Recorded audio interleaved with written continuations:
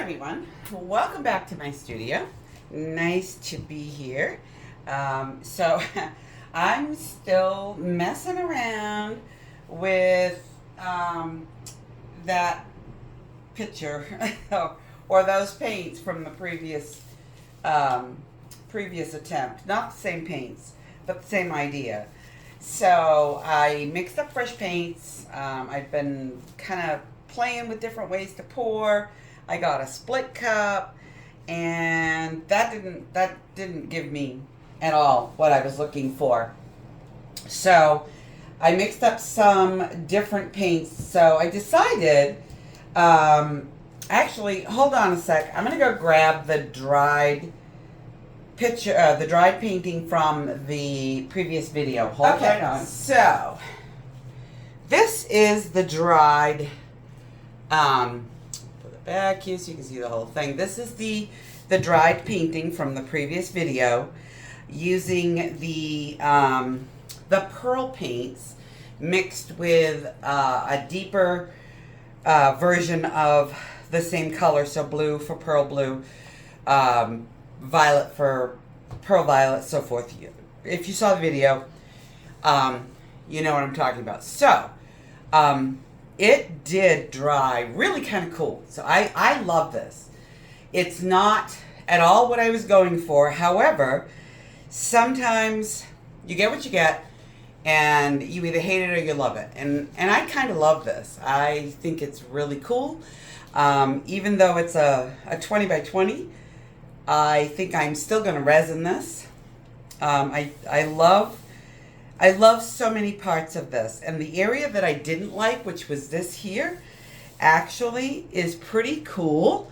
I can't probably capture it on camera as well as I would like to, but just trust me, this is really pretty. This is really cool, and I like this. However, I'm still on the mission, and while I was doing this video and kind of finishing up and thinking, and then when I did the editing, I kind of came up with some different, get this out of the way, some different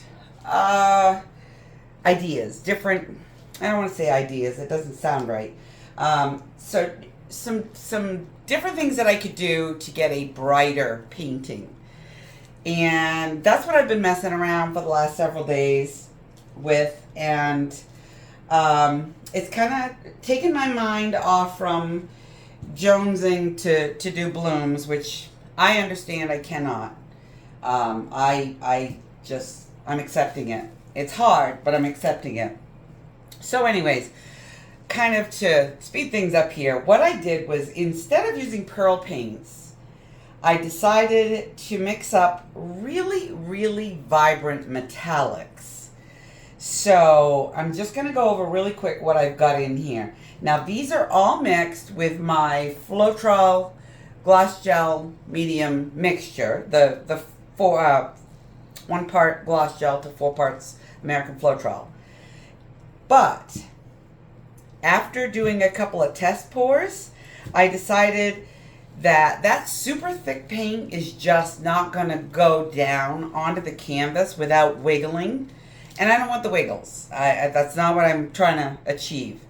So I ended up adding Artist Loft Gloss Pouring Medium, just their regular pouring medium, to each of the cups after I had all the paint mixed up. It helped to thin them down and smooth them out and make them pour more fluidly. Now, the hope is that I'm not going to get the blending of the color that tends to happen about halfway down the cup.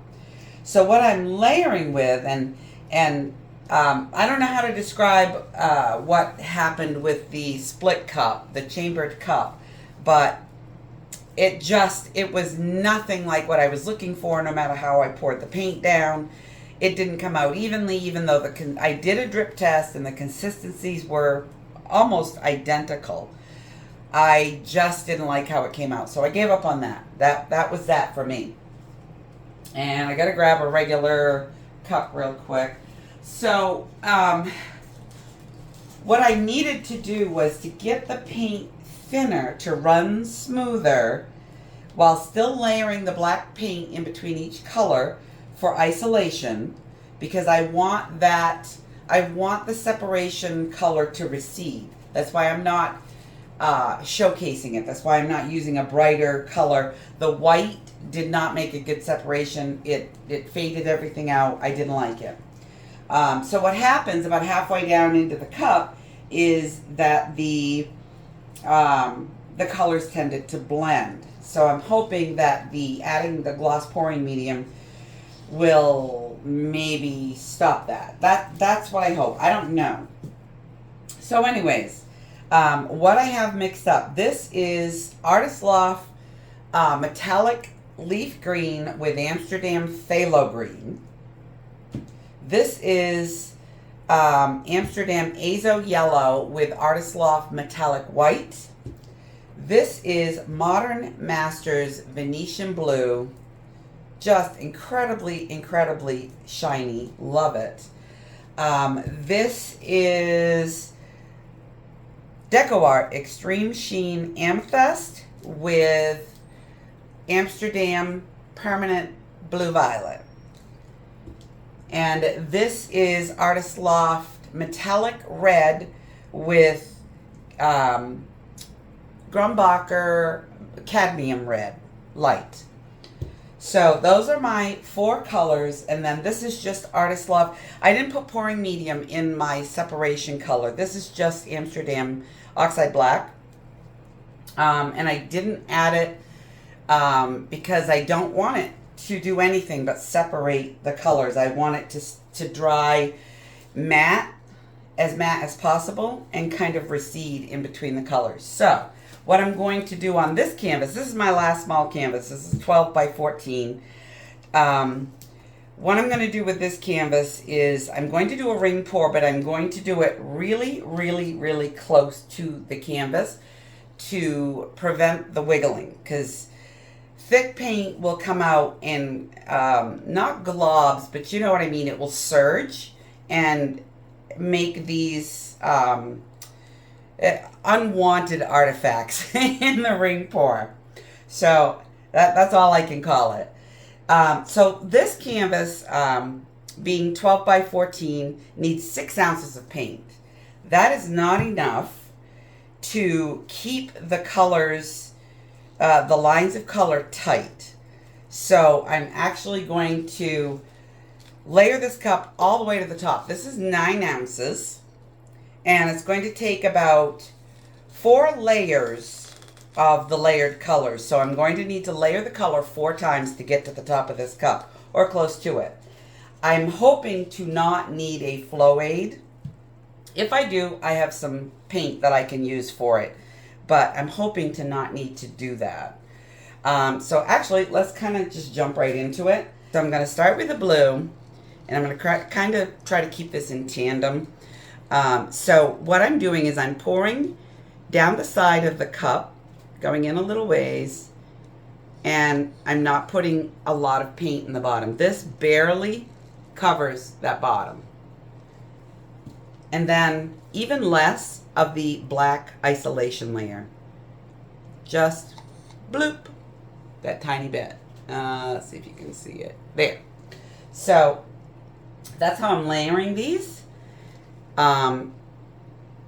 Because I don't want the black to be the star of the show. And I want my layers ultra thin.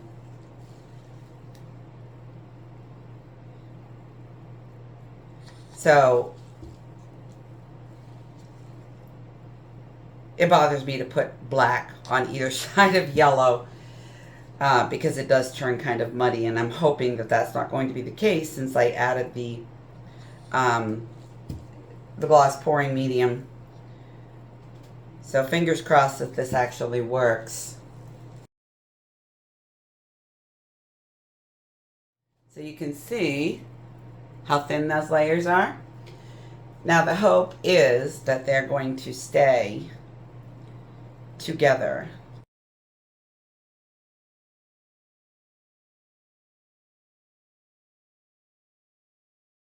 Last one. Okay, so I have a layered cup.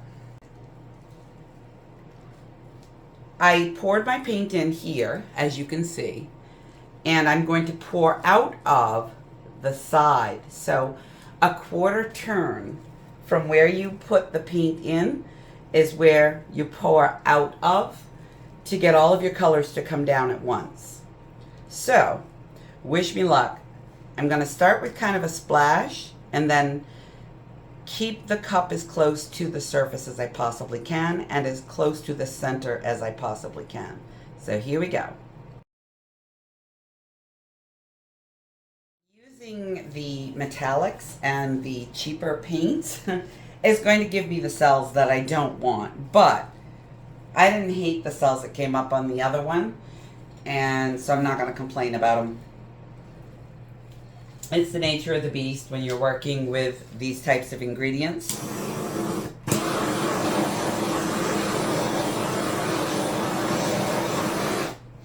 So you just kind of go with it. And if they really bother you, you can paint them out once it's dry. So I'm just kind of letting this settle for a little bit. Now this area here is the muddiest area. So what I'll be doing is kind of getting rid of that. In order to do that, I need to move my paint around to the other areas of the canvas first. The other thing that I want to do differently, I found that this works better for maintaining a little bit of composition, if you will, is not to catch and hook the corner as an anchor in the initial paint stretching. So I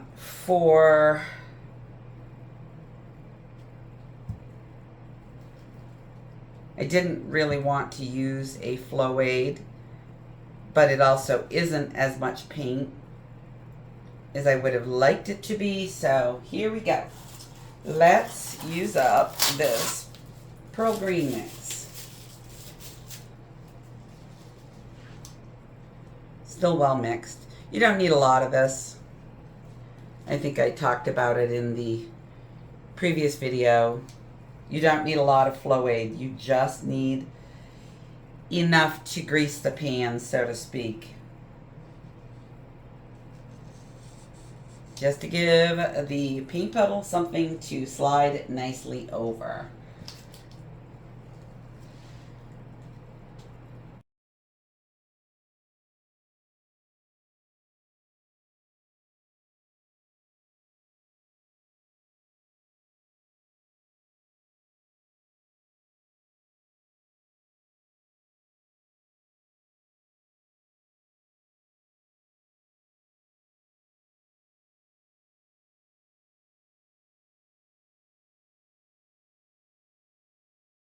Let's get this bad girl stretched out. She's looking really bubbly as far as kind of like a celly type look. But I'm all right with that. I have to, oh, I went over the edge by accident. So I have to kind of move this around a lot to maintain that shape. And again, always returning to center with the paint weight. Very important. And knowing when to stop tilting.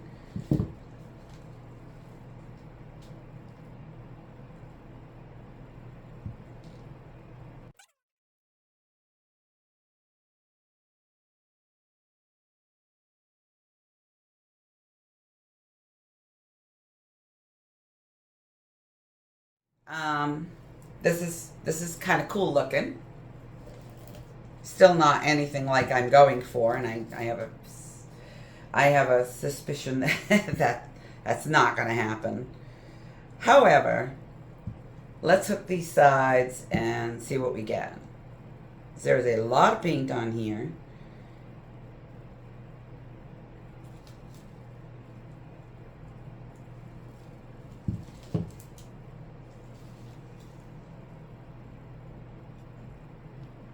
The reason that I used as much paint as I did, I don't know if I made that clear or not, but the reason that I did that was so that I did not have my lines of color stretched out so much.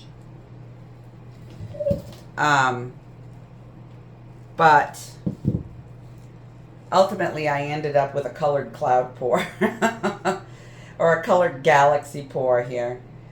And I don't hate it. It's definitely not ugly. But I'm coming to the conclusion very slowly. Sometimes I'm a little slow. Coming to the conclusion very slowly that I know how that design was created, and I know that it is not a fluid art design. I know this. So I'm just sort of, I don't know. I love the look. Maybe I'll just order the t-shirt and call it good.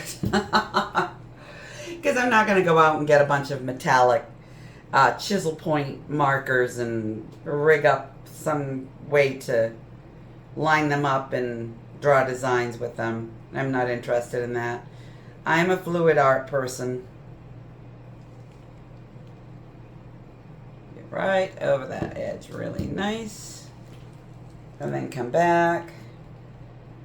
And this time I promise I am going to find a spot to pour off. So this is a lot of green. It looks really cool and it's going to dry really cool. But it's a lot of green. So let's kind of maybe slide a little paint off the bottom.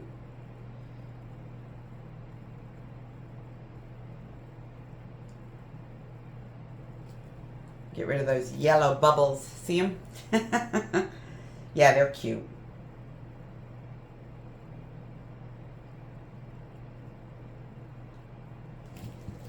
Okay, some of the muddy just went off, so happy with that. And going right back the other way. It looks cool in the reflection of the light. It is that metallic and that shiny. Now I got this thing over here that's turning into kind of an intestine looking thing, so not crazy about that at all.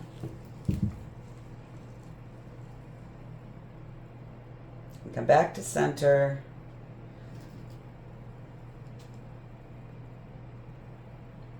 And stretch the side and scrunch that side and maybe pour a little bit off.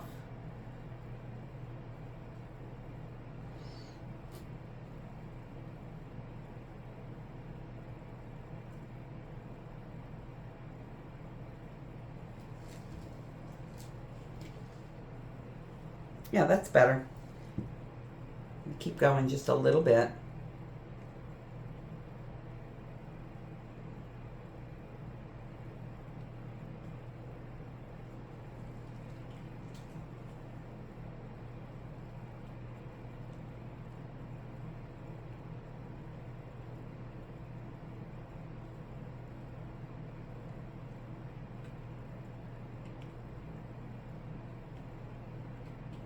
So the next video that I'm going to do, I have in between been experimenting with different recipes to do blooms without house paint and varnish.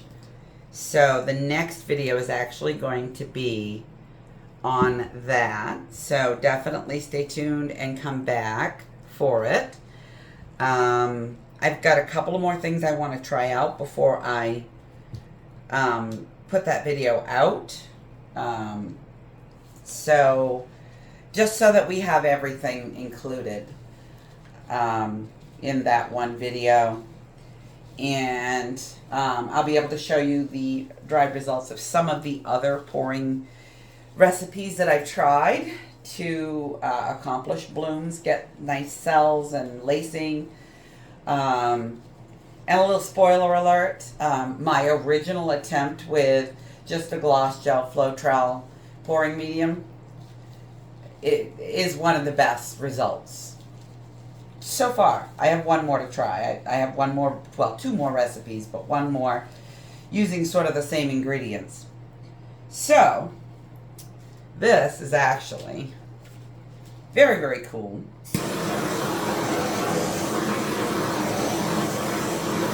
And I very, very love it. I do love this. I do. Even though there is a ton of green in the center, that's the way I layered the cup, so that's the way it's going to come out. And I love it. I think it's so cool. I think it's okay. I'm going to come at it from this angle because my ring light, as you can see, likes to peek in and steal the show.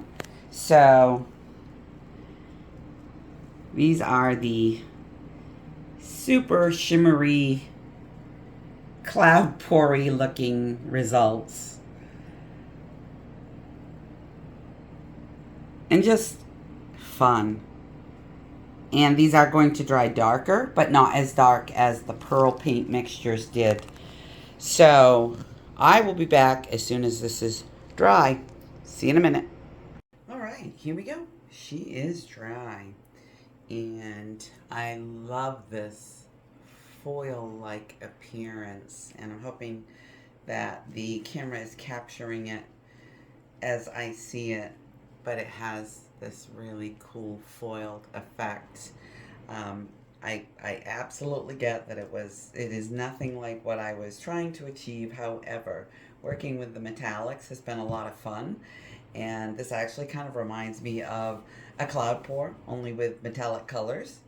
I didn't get any really bad areas that weren't very glossy and shimmery. So it's kind of cool. You probably can see this on the camera, but I had a bit of an unfortunate accident here. I opened a bottle of Artist Loft Soft Body White, and this was sitting out of the way, but the bottle had pressure in it, and when I popped it open, it just splattered everywhere, and I thought I got it all, because this was dry when that happened, and I thought I got it all.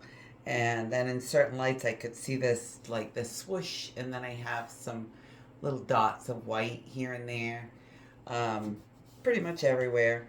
But it's fine. It'd be easy to touch up if I wanted to, but you know, this was just experimental on a cheap canvas, and it was for fun, and I do like how it came out. So, anyways, thank you guys for sticking with me, for being here. If you've been here this far, I appreciate you for coming back another week and listening to me go on and on about paint. Anywho, I will be getting another video together on finally my alternate bloom recipe. And I will get that up as soon as I have it all together. Thanks again for watching. I'll catch up with you soon. Bye for now.